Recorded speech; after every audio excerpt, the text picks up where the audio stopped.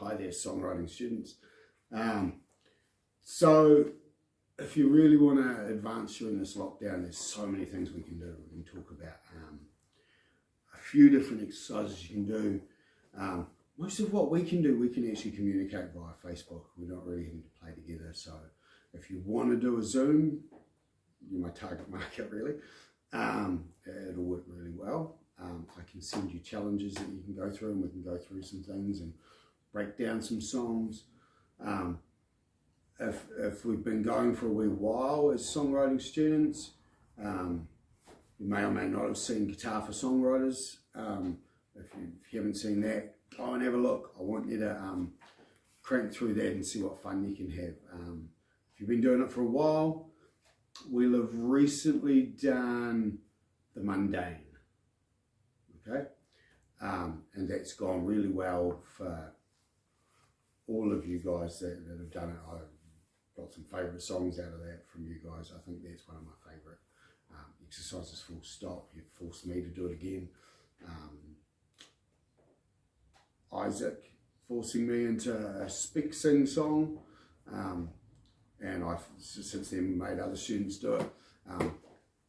Good thing to challenge me back, because I try and do all my exercises before you have them.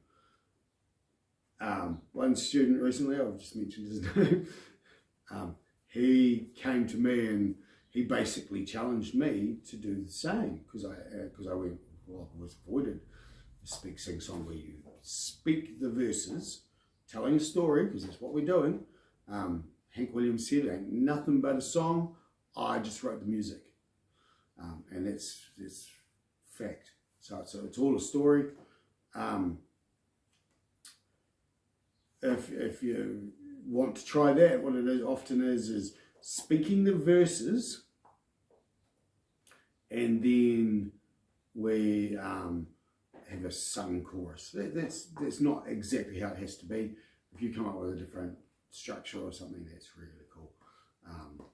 We'll do a few things on structure in the next wee while, depending how long this lockdown goes on. I can do these at home, or we can spend time on Zoom or Facebook Messenger,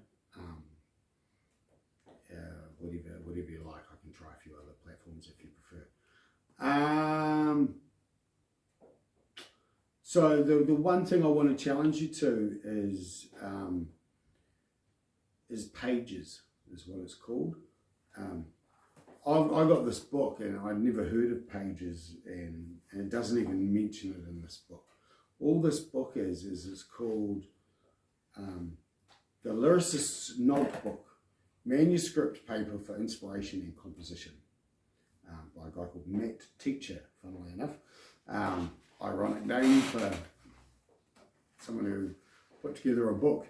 And this book has next to nothing in it.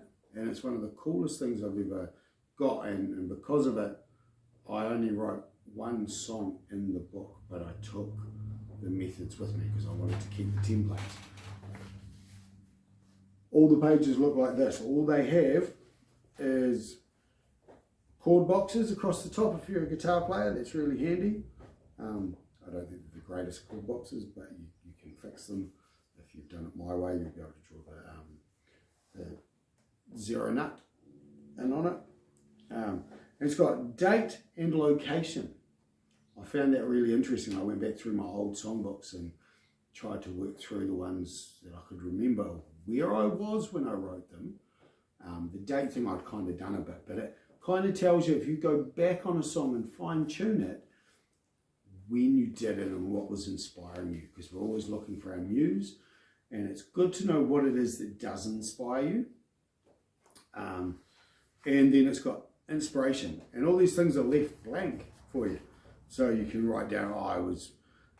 One thing I did a wee bit of was you'd wash the dishes. So some things bring on creativity, like one of my students, I should stop mentioning names and being cheeky, he rides a scooter, and just boom, boom, boom, boom, things driving past, and the exhilaration, fear probably sometimes. That gets him inspired. And he's got his helmet on, he can't take notes. He's like, oh, he has to stop and, record some things on his phone, or as soon as he scoots home, a lot of the time, and he'll just start writing. And he comes up with some amazing stuff. A great songwriter. And so he's aware of his process because of it. Mine is doing dishes. For some reason, mundane tasks get me going. I think a lot while I'm doing dishes, or that sort of thing, like the physical activity. And so write these things down. Maybe you're inspired by a rhythm of a song, like you're like, you don't even know what the song is, or you do.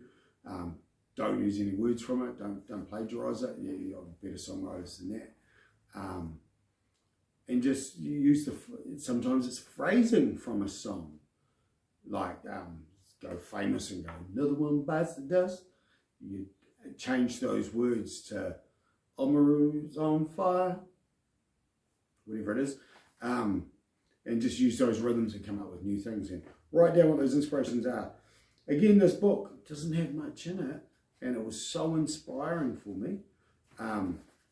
It's got little quotes at the bottom of each one, which I find really handy, from some of the absolute great people I really admire. So I found this a great inspiration and a way of going back and fine-tuning things. But it inspired me to go for what's called pages.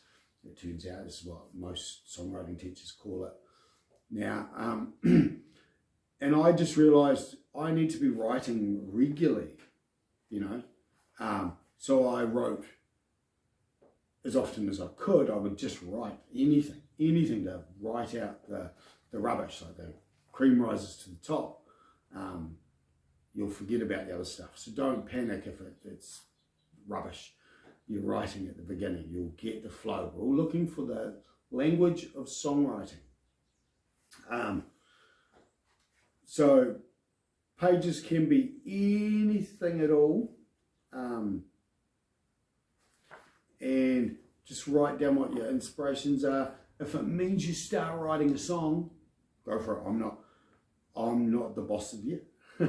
As a songwriter, you're going to want to break the rules, and I want you to. So if I set you a challenge and you don't vert right off that challenge, you haven't upset me. You're probably quite the opposite. You'll probably get me pretty inspired myself by saying, hey man, that's cool. How did you do that, and where did it come from, and how did it divert, why did it divert, and you'll find some intriguing things out about yourself in that process. And you can always go back to the exercise and do it to the letter of the law when you feel like that's the right thing to do. Cool, so my first challenge for you is pages, because we want the language of songwriting. Write something every day, a whole page of something. If it means you carry on and do something else, that's cool. If it means that's all that can happen that day, that's fine. So these lessons during lockdown are not intended to be another hindrance and more screen time. You can do them anytime you like. You can do them in the weekends. You can do them if you're bored, or whatever. I want to hear what you're doing or see what you're doing as best we can. But it's not compulsory. None of this is compulsory. Parents paid me, and I'm giving you something for over this period that you can use or not use. If you want to use these and do some Zooms with me, whatever, I don't mind. That's all good. It's all good. I'm willing to do anything, especially with the songwriting students. You're my favourites. Cool. So that's your first major challenge. The other one was, for most of the students, has been the mundane. If you haven't done that, try that. If you're writing lyrics and you haven't got onto Guitar for Songwriters, go and have a look at that. Use this time to inspire yourself It doesn't have to be a horrible thing. The next few things we do probably won't be in the studio because it might just be easier to do it in another room in my house. I've got lots of books on songwriting that I'm happy to share with you guys at any time. Some of these are amazing, some of them are really long-winded and quite boring, but most of those long-winded and boring things are pretty clever too. And if you are songwriters that play guitar, one of the challenges I'll give you in the next wee while, like take note of these. You can pause this, go back to it and go, what was that other one you said? One is this: if you've written a great song, it'll handle rearrangement. Sometimes this tells you that maybe your song is only suited to the one sound, but some are not. So, and often I've found when I've rearranged songs, I felt like I've virtually written another song, or that song is good in another environment as well. So you can take a big heavy rock song and play it like a ballad. If you've done all the things really well, and most of the time it'll work out and it'll sound really good. Or if you've got a song that's all major chords, you change those to minors. So the relative minors of each. So that's the 6th degree of each key. So if you're G, C, D, then your chords become E minor, A minor, and B minor. You can ask me to explain it. It's the other chords, and the ones that are right beside each other remain right beside each other. So they should make sense to you. If not, I'll give you a diagram to work all of them out for any key. And minors become majors. So if your chord progression is G, I'll write it down. So G, C, E minor, D. So reverting those chords into their relatives, your G becomes E minor, C becomes A minor, E minor becomes G, and D major becomes B minor.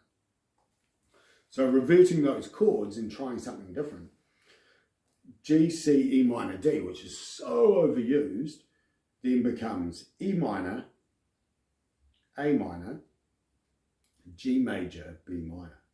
That is so not an overused chord progression. And rearrange it, like use the examples and however you please. So make them 7ths, speed them up, slow them down, and make the songs whatever you want them to be. Cool. I'll record a few more of these as we go. If you have any ideas of challenges for your mates, do it. Send them to me and we'll put them together. If they work, we'll try them. I'll try them first and see how they turn out for me so I can give better examples. I'd like to think you'd give me challenges that I haven't done before, because that'd be really good for me too. I'll really appreciate that. I'm also going to start, for those of you on social media like Facebook, I will be starting a little group of songwriters on Facebook, so it'll be like lockdown writing sessions. I don't mind if I throw something up there and everybody writes something different for it. That's cool. I really like that. Love to think that there are 12 versions of the same songwriting idea out there from the same sessions. We can throw words around. We can. I told one of my other songwriting students recently I was going to a chorus that I keep coming back to that has never been completed and dates back to 1996. I'm going to throw that out to the group, and in this group will be professional songwriters as well, friends of mine that I really admire, and people that are just good people, good songwriters trying to challenge themselves. Their ideas on songwriting will be different to yours, they're different to mine. Your ideas are different to mine are different to yours, and that's okay, that's good. We'll learn things from each other. So I'll put you in that group, and you'll know you're there when you're there. If you're on a different platform and I'm communicating with you, I'll try and put all the information over there too. So like Katie, you're on Instagram, maybe you don't do Facebook. It's fine. I could. Your mum probably won't want to be in the group, so I'll try and send it all over to Instagram. I'll try and remember all of it. Cool. Songwriting challenges.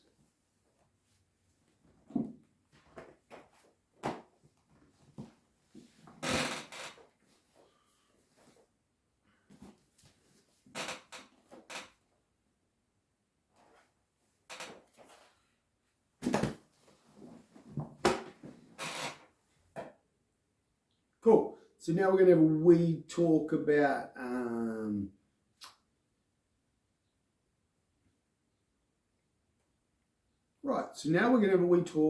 songwriting structures. Okay, there are so many forms that are not used very often, and I'm trying to find them all the time to try something new. We all have verse, chorus, right? We've all got that, maybe a bridge. Often how that works is your song will have an intro, so just a bit of music at the beginning. Sometimes it's singing instead. And then we have a verse of 4 lines, a chorus of 4 lines, another verse of 4, chorus again, maybe another verse, chorus, and a bridge, also 4 lines. And then what the bridge is meant to be is like a counterpoint to the whole thing, lyrically maybe, or musically, or both. Bridges are a great example. Google these ideas and have a look at the song structures of your favourite songs and look for the things that are different. I'm giving you the basic ideas, but if you come across anything that's odd, like throw it at me. So try and change those. Like one thing a lot of songwriters fail to do a lot is start with a chorus. Like we all start with a nice little instrumental and then into the verse and the same old stuff over and over again. It was 20 odd years of songwriting before somebody told me that they can't think of a song that I've written that doesn't start with a verse. Like start with a chorus, Jae. Try it. That's cool.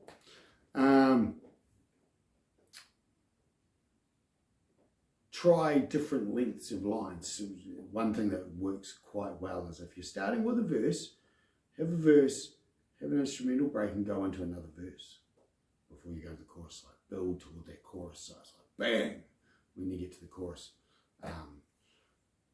Bridges are really good. Pre-choruses are one of my favourites. A good example of pre-choruses, let's just go cheesy and poppy and stuff that I teach all the time. So the song Shotgun, where it goes into, before the chorus, I'll be riding shotgun. It goes to the bit that goes, time flies by in the yellow and green. So that's the pre-chorus. The verses are the south of the equator. Same chords all the way through. And it's for a lot of people, it's a very intriguing song. It's pretty basic, but it's got a hook. So a hook is the catchy bit. Sometimes it's the chords, sometimes it's the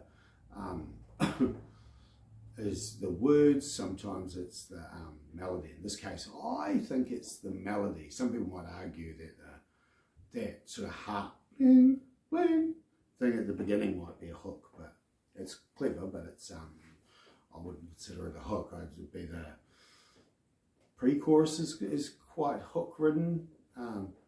Time flies by in the yellow and green. That's a hook. So is the I'll be riding shotgun underneath the hot sun. So they're hooks, they're very melodic, cool hooks. I think the song does have something. Lots of people think it's a boring pop song, but I play it like a country song and I think it's quite unique.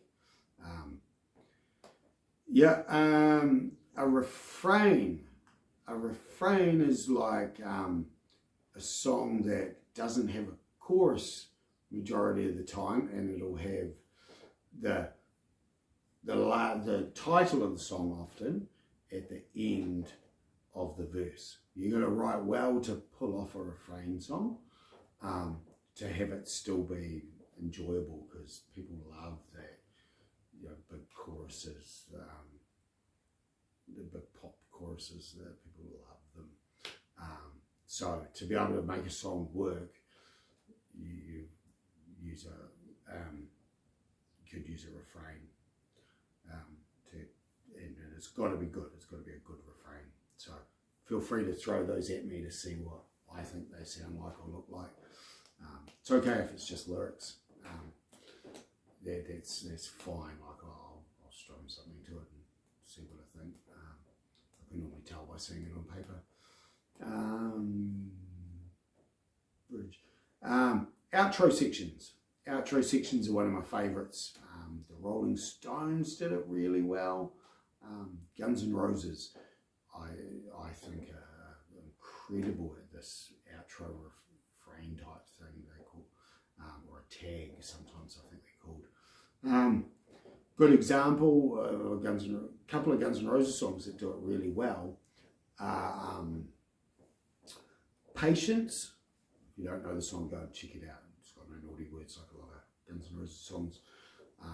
So it has verse, chorus, verse, chorus, verse, chorus, and then it goes into this outro section where they're quite clever at using the title of the song. So if someone says, "Oh, do you know that song that I know?" and so someone sings it to them, there's two parts you could end up singing if you use that in the refrain as well, where people might get the song. So it goes into a section that goes, just a little patience. And that keeps going while another bit is sung over the top of it. It's very clever, worth having a look at. The most famous Guns N' Roses song, probably, arguably, is Sweet Child of Mine. And it has the refrain section as well. So you've got the choruses that are really memorable. The sweet child of mine. And then it goes into the outro, and it kind of uses the sweet child in the background, but it goes to the bit where it goes, where do we go? Where do we go now? Where do we go? Where do we go? It works. So have a look at those, try them out, try a few structures, see what happens.